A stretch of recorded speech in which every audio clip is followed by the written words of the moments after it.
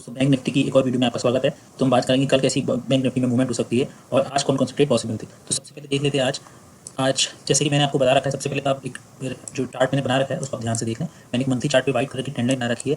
उसके बाद जो रेडिश डॉट लाइन है वो वीकली चार्ट पे और ये चैनल है वो डेली चार्ट पे। अब हम बात करते हैं कि मैंने आपको कल बताया था कि बैंक निफ्टी में एक शूटिंग स्टार कैंडल बनी है टॉप पे, जो कि चैनल के बिल्कुल टॉप एंड पे है।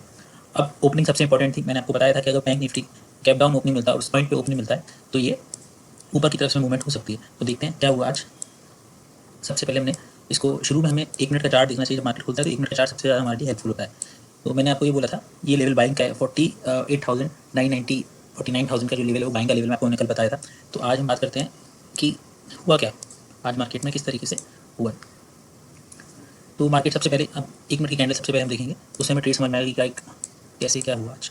देखिए सबसे पहले जो शुरू का 1 मिनट था उसी में बहुत बड़ी कैंडल बन गई, जो कि लगभग 49,260 पे ओपनिंग हुई और वो 49,450 के आसपास पहुंच गई।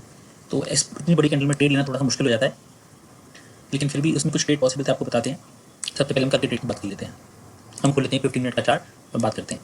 तो मैंने आपको कल बताया था कि कल एक शूटिंग स्टार कैंडल बनी डेली चार्ट पे, तो बैंक निफ्टी में डाउन साइड का मूवमेंट हो सकता है।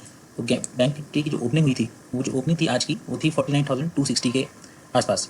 49,260 ओपनिंग थी उसकी। उसके बाद देखिए कैसे मूवमेंट हुआ। ये देखिए 5 मिनट्स की कैंडल चार्ट लगा लिया। तो आज का जो मूवमेंट था, क्योंकि क्लोजिंग प्राइस के आसपास ही सबसे यहीं पे ओपन हुआ, यहीं से काफ़ी बड़ी ग्रीन कैंडल बनी। उस ग्रीन कैंडल बनने के बाद लोग बाइंग की तरफ जाना प्रेफर करेंगे, लेकिन ध्यान से देखिए यहाँ पे एक रेजिस्टेंस है और वो रेजिस्टेंस का लेवल क्या था। ये जो रेजिस्टेंस है वो है ये लेवल, जहाँ पे बैंक निफ्टी ने कल बहुत टाइम बिताया था, यानी कि 49,500 का 500 का जो लेवल है वो रेजिस्टेंस का लेवल है। एक जोन है 500 से लेकर 600 के बीच में, एक जोन है जो कि कल की जोन थी। बैंक निफ्टी ओपन हुआ और यहाँ पे काफ़ी देर तक ये ट्रेड करता रहा इस रेजिस्टेंस लेवल के नीचे, लेकिन कुछ उसने ब्रेकआउट भी दिया यहाँ पे, लेकिन उसके बाद उसमें कुछ मूवमेंट नहीं मिला और डाउन साइड मार्केट वहीं से लौट के आ गया। रेंज से जो आपको बताइए 500 से 600 की जो रेंज है उसको रेजिस्टेंस लेके वो वापस नीचे की तरफ आ गया। उसके बाद पूरे दिन मार्केट जोन में ही ट्रेड करता रहा, तो यहाँ तो कुछ भी नहीं रखा हुआ था। मार्केट की ओपनिंग बहुत इंपॉर्टेंट है, कहाँ पे ओपनिंग होती है किस हिसाब से फिर हम ट्रेड लेंगे। तो सबसे पहले एक बार डेली चार्ट देख लीजिए। डेली चार्ट में मैंने आपको बताया था बैंक निफ्टी में टॉप पे शूटिंग स्टार कैंडल बनी हुई है। ये शूटिंग स्टार कैंडल बनी हुई है। Bank Nifty gap down open होता है, गैप डाउन ओपन होकर ये थोड़ा सा अपसाइड मूवमेंट होता है इसमें, और उसके बाद थोड़ा सा डाउन साइड मूवमेंट होता है और फिर क्लोजिंग ये लगभग उसी पॉइंट पे देते हैं जहाँ पे ओपनिंग होती है। तो कुछ खास मूवमेंट नहीं थी आज का। मार्केट चॉपी किस्म का था, लेकिन डायरेक्शन मूवमेंट अगर किसी ने यहाँ पे सेल करा होगा तो उसकी मूवमेंट मिल गया यहाँ तक का। तो अब मार्केट के पास दो ही ऑप्शन है। मार्केट हमें दो ही तरीके से प्रॉफिट दे सकता है। वो क्या है, वो ये है कि जिन लोगों ने यहाँ सेल करा होगा वो अपने स्टॉप लॉस थोड़ा सा हो सकता है नीचे लेके आ गए होंगे, करीबन इस लेवल पे। ये जो लेवल है स्टॉप लॉस का, और मेन स्टॉप लॉस तो बड़े जो पोजिशनल ट्रेडर होंगे उनके स्टॉप लॉस यहीं लगे होंगे 50,000 पे। 50,000 पे उनके स्टॉप लॉस लगे होंगे। मार्केट में ओपनिंग ही डिसाइड करेगी कि किस तरफ जाना है। अब यहाँ पर अगर स्टॉप लॉस हंटिंग करनी है तो सबसे बड़ा मूवमेंट तो यहीं पे आएगा। डाउन साइड का मूवमेंट पॉसिबल है कि मार्केट जिस तरीके से हमें परेशान कर रहा था, रेंज में ही घूम रहा था। ये पैरेलल जो रेंज है कि ये सबसे पहले यहाँ जाता है, यहाँ सपोर्ट लेता है, फिर ऊपर रेजिस्टेंस, फिर सपोर्ट, फिर रेजिस्टेंस, फिर सपोर्ट, फिर रेजिस्टेंस, फिर सपोर्ट, फिर रेजिस्टेंस, फिर सपोर्ट, फिर रेजिस्टेंस।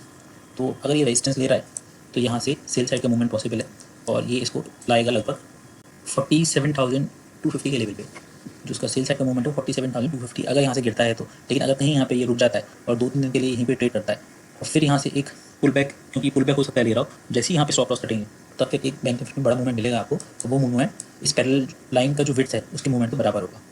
लगभग फिर बैंक निफ्टी 52,000 के आसपास तक पहुँचता हुआ मिलेगा। अगर बिट्स नोटिस करें इसकी तो लगभग है 50,150 और ये 47,400।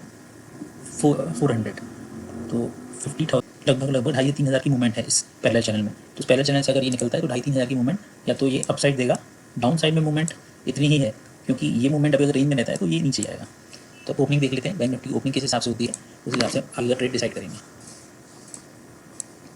देखते हैं यहाँ से हमें अच्छा समझ में आएगा। बैंक निफ्टी की जो क्लोजिंग हुई है वो ये 49,043 के लेवल पे। अगर मार्केट बहुत बड़ा गैप अप ओपन हो जाता है और इस लेवल पे कोई बेरिश कैंडल बनती है, जैसे कि 50,000 के लेवल पे कोई शूटिंग स्टार, इवनिंग स्टार या फिर कोई भी मारागुजू कैंडल बनती है, लेकिन बहुत बड़ी कैंडल नहीं होनी चाहिए, छोटी कैंडल होनी चाहिए। बहुत बड़ी कैंडल में तो फिर आप फंस जाएंगे और ट्रैप होंगे। फिर आप बहुत बड़ी कैंडल में तो आप ट्रैप हो जाएंगे। तो अगर ऐसी कोई बेरिश कैंडल बनती है तो उसका हाई का स्टॉप लॉस आप ट्रेल करेंगे और आप टारगेट रखिएगा।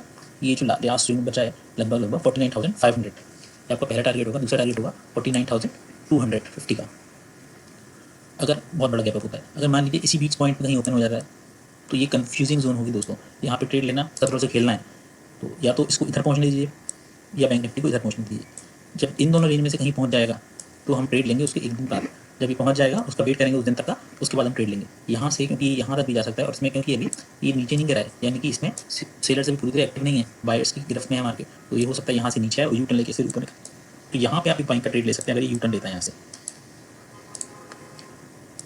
लेकिन यहाँ पे फिर आपको कैंडल पकड़नी पड़ेगी, कोई कप हैंडल पैटर्न बन जाए यहाँ पे, और फिर उसके बाद इस तरीके से कुछ बने, तो यहाँ पे कुछ बुलिश कैंडल बन जाए, तो फिर आप अपसाइड का ट्रेड ले सकते हैं और टारगेट रखिएगा 50,000 के आसपास का।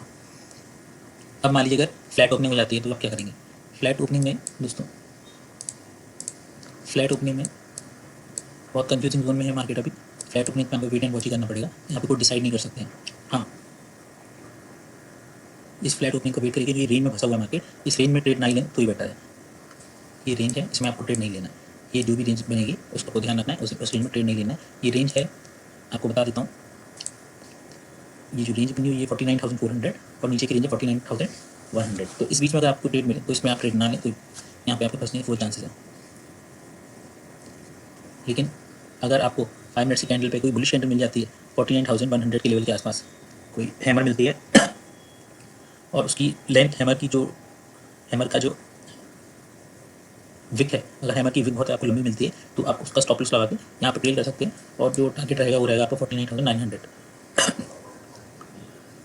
फिर हम देखते हैं गैप डाउन ओपनिंग में क्या कर सकते हैं। गैप डाउन ओपन अगर होता है 48,000, अगर ये गैप डाउन ओपन होता है और उसका लेवल रहता है 48,974, तो यहाँ पे दोस्तों बाइंग आई थी, ध्यान दीजिएगा, इस जगह बाइंग आई थी। अगर यहाँ पे हैमर बनती है तो आप उसका स्टॉप लॉस लगा के ऊपर का एक ट्रेड ले सकते हैं, जिसका टारगेट रहेगा 49,250 के आसपास का पहला, और दूसरा रहेगा 49,500 का। 49,500 का दूसरा टारगेट रहेगा और पहला टारगेट रहेगा 49,250 का। लेकिन अगर मान लीजिए यहाँ पे कोई बेयरिश कैंडल बनती है तो दोस्तों वेट करना पड़ेगा आपको, हो सकता है फिर आपको जो टारगेट मिले वो इस लेवल के मिलते जाए, 48,400 का टारगेट मिल जाए, ये तुरंत ही नीचे आ जाए गैप डाउन करने की। या आपको वेट करना पड़ेगा एक दिन का, वेट करने के बाद ही डिसाइड कर पाएंगे कि कल के बाद कैसे मूवमेंट होते हैं। तो दोस्तों, इसका कल का जो बैंक निफ्टी का है वो पूरा डिपेंड करता है ओपनिंग का, ओपनिंग इसकी कहाँ होती है। सबसे अच्छा तो ये है गैप डाउन ओपन हो और हमें बाइंग का ट्रेड मिल जाए, या फिर गैप अप ओपन हो और हमें सेलिंग का ट्रेड मिल जाए। लेकिन अगर ये यहीं पे ट्रेड करता है, काफ़ी देर तक ट्रेड करता है और फिर यहाँ से ब्रेकआउट देता है, इस हाई लेवल को निकालता है, तो काफ़ी अच्छा मूवमेंट आपको मिल सकता है, काफ़ी बड़ी कैंडल मिलेगी फिर, क्योंकि 50,000 के ऊपर कई लोगों के स्टॉप लॉस आपको हंट करने को मिलेंगे, और जो कई सारे ऑप्शन बायर सेलर्स हैं उनके जो जिन ऑप्शन सेल करके बैठे हुए हैं उनको वहाँ से भागना पड़ेगा। तो दोस्तों, बैंक निफ्टी में अभी के लिए इतना ही, और एक एनालिसिस का वीडियो हम देख लेते हैं कि 2/5/2024 को, 2 मई 2024 को, यानी आज के दिन कहाँ कहाँ ट्रेड पॉसिबल था। जैसे कि दोस्तों मैंने आपको बताया था कि आज जो है ट्रेड मुश्किल से ही मिलता, ये बहुत ही बड़ा गैप अप ओपन हो गया। उस गैप अप ओपनिंग के बाद हमें इनसाइड कैंडल तो मिली यहाँ पे, लेकिन इनसाइड कैंडल के बाद कोई मूवमेंट नहीं था इसमें, काफ़ी देर तक वो कंसोलिडेट करता रहा। एक हैमर भी बनी यहाँ पे, ध्यान से देखिए, ये हैमर बनी, एक ये छोटा सा मूवमेंट हुआ। अगर आप देखेंगे इस मूवमेंट को अगर आप कैलकुलेट करेंगे तो ये एक मूवमेंट है 400 से लेकर 100 पॉइंट की मूवमेंट मिला है आपको। अगर इसमें आप खुश हैं तो अच्छी बात है, वरना आज बहुत अच्छा कोई मूवमेंट था नहीं। फिर हम डाउन साइड का देखिएगा, क्योंकि यहाँ से इसने इसको लो को ब्रेक कर दिया, इसके लो को ब्रेक करने के बाद ही फिर से ऊपर आ गया, तो यानी कि इसमें अभी भी बायर्स एक्टिव हैं।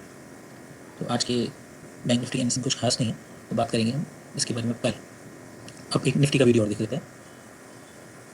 चलो दोस्तों, अभी के लिए इतने।